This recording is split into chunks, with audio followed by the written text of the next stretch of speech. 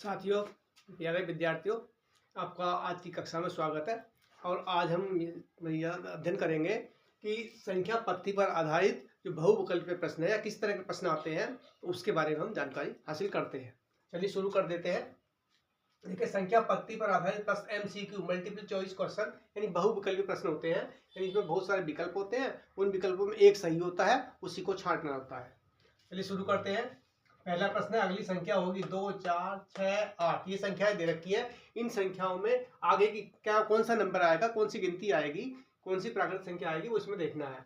अब इसमें क्या है, एक क्रम लगा होता है, किसी नियम के आधार पर वो क्रम होता है और उस क्रम को हमें पता लगाना होता है, उसके आगे उसका उत्तर निकलता है। अब देखिए इसमें क्या, 2, 2 दूनी 2 एकम 2, 2 दूनी 4, 2 तिया 6, 2 चौक 8। तो यहाँ कितना आ जाएगा, 2 पंजे 10। कितना आ जाएगा यहाँ पर, 10 आएगा। एक तो ये हो गया 2 के पहाड़े के अनुसार, प्रत्येक अंक में 2 जोड़ चले जा रहे हैं।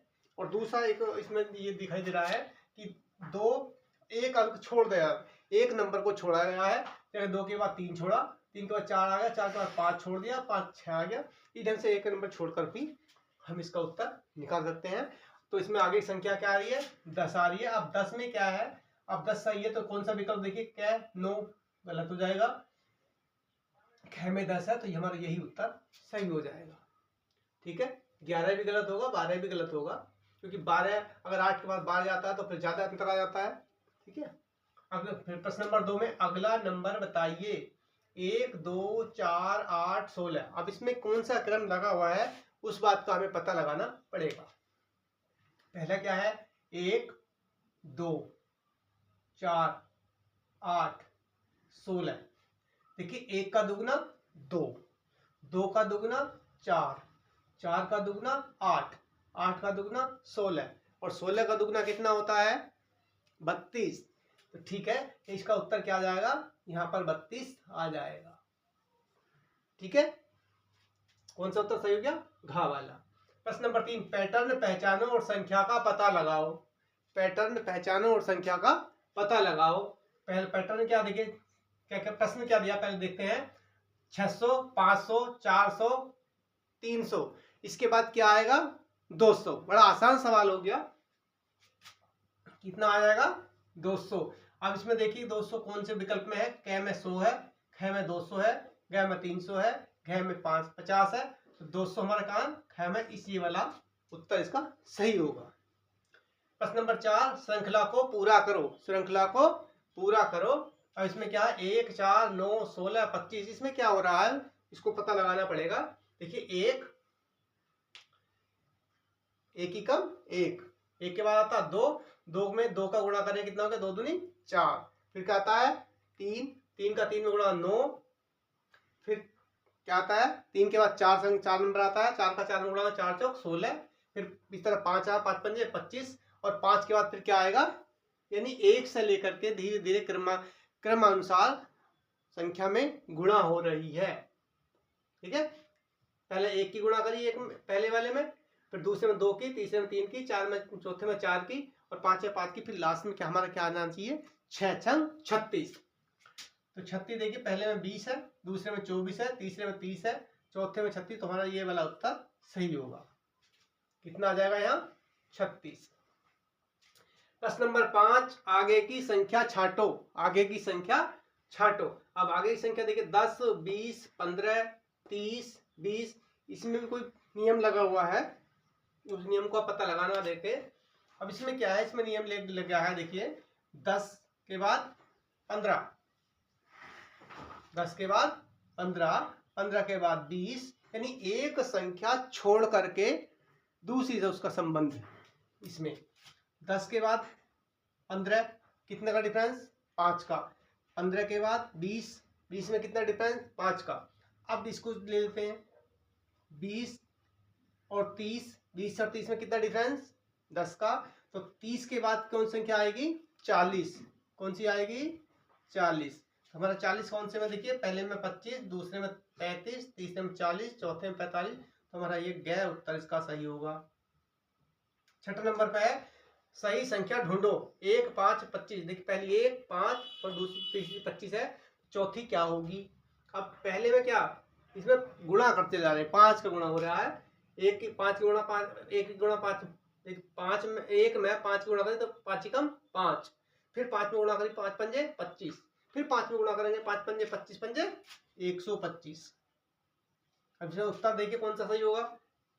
का शुरू में ही मिल गया, सही हो गया, बाकी सब गलत होंगे।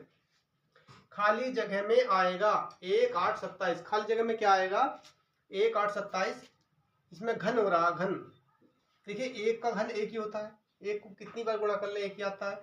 अब 1 के बाद संख्या 2 आती है तो 2 का घन कितना होता है 8 होता है, 2 ये 3 बार गुणा करनी होती है, पहले 1 2 3, 2 का बड़ा पढ़ेंगे 2 ही कम 2, 2 का 2 दूनी 4, 4 दूनी 8, ठीक हो गया। अब फिर संख्या 3 आती 2 के बाद, अब 3 देखिए 1 2 3, 3 कम 3, 3 दूनी 3 कम 3 तिया 9, 9 तिया 27, कितना आ जाएगा 27, ये आ गया 27। अब हमारा 30 ना 27, अब चौथी संख्या क्या आ रही है, चौथी संख्या क्या आ रही है, चौथी संख्या हमारी आ रही है 4, 1 2 3 4, तो चौथी संख्या में 4 में क्या करना है 4 का ही घन करना पड़ेगा, 4 एकम 4, 4 चौक 16, 16 चौका 64, ठीक है। देखिए 4 गुणा 4 गुणा 4, 4 चौक 16 चौका 64, यह कितना आ जाएगा 64 और 64 को कहाँ देखिए 40 50 64 70, ये सही गए उत्तर इसका सही हो जाएगा।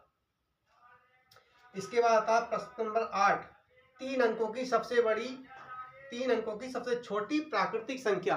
प्राकृतिक संख्या होती है 1 से शुरू होकर के गिनतियों में आने वाली सभी संख्याएं प्राकृतिक संख्या होती हैं।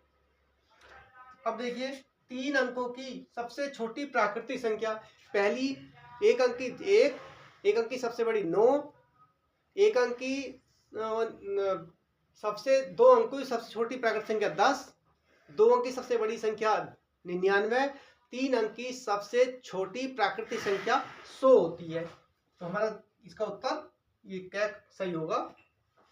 प्रश्न नंबर 9, 2 से पूर्णतः विभाजित होने वाली संख्या को कहते हैं, जो संख्या 2 से पूर्ण रूप से विभाजित हो जाती है उसे क्या कहते हैं हम, विषम संख्या, सम संख्या, क्रमागत संख्या, भाज्य संख्या।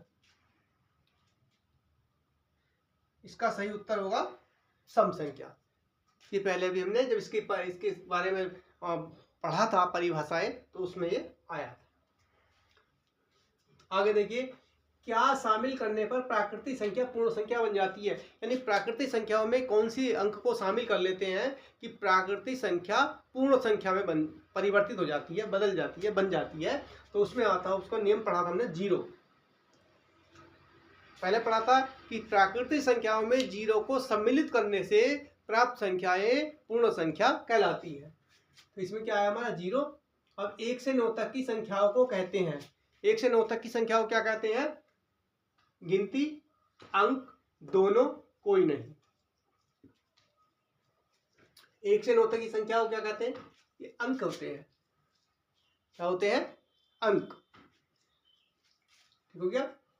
प्रश्न नंबर 12, 1 से 50 तक की संख्याओं का योग होता है, 1 से 50 तक की संख्याओं का योग कितना होता है 1275। अब इसका योग होता कैसा है इसको देख लीजिए। इसका फार्मूला ये है n गुणा n प्लस 1/2। अब n का मान रखिए 50, फिर 50 प्लस 1/2, इससे काट देंगे, 2 ही कम 2 से कटेगा 25 बार, फिर 25 गुणा 51 बराबर हो जाएगा 25 कम 25, हाथ लगे 2, 25 पंजे 125, 2 103, ये 1275। ये वाला हमारा है उत्तर, इसमें सही होगा। ये भी गलत है, ये भी गलत है और ये भी गलत है। 1 से 100 तक की सम संख्याओं का योगफल होता है। अब सम संख्या योगफल निकालना होता है तो n प्लस 1, इसमें अपॉन 2 नहीं होता, ठीक है। तो ये कितना होगा, कहाँ तक की निकालनी, 100 की निकालनी, तो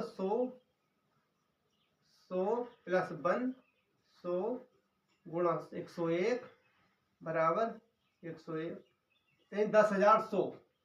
इसका हमारा ये उत्तर जो है, गैर उत्तर जो है सही होगा। और ये भी गलत है 1275, 50 50 ये भी गलत है, 5050 और है कोई नहीं, ये भी गलत हो जाएगा। प्रश्न नंबर 13 देखिए, वो 14, दो पूर्ण संख्याओं का योगफल गुणनफल होता है। इसका उत्तर होता है पूर्ण संख्या। दो पूर्ण संख्याओं का योगफल और गुणनफल हमेशा पूर्ण संख्या होती है। प्रश्न नंबर 15, -1 को -1 से 100 बार गुणा करने पर प्राप्त संख्या होती है। कैसी होती है? -1 का -1 में गुणा कर रहे हैं और 100 बार गुणा कर रहा है, तो कितना उसका इसका आंसर आएगा? -1। ठीक है, -1 को -1 में गुणा करेंगे तो +1 में उत्तर आता। इस तरह से हमने ये जो है संख्या पत्ती पर आधारित कुछ सवालों का अभ्यास किया। इसके आधार पर आप अपने आप और बना करके अभ्यास कर सकते हैं। ठीक है, अगर ये वीडियो अच्छा लगा हो तो उसको लाइक कीजिए, शेयर कीजिए और बेल आइकन दबाइए और वीडियो को चैनल को सब्सक्राइब करना ना भूलें। ठीक है, फिर मिलते हैं।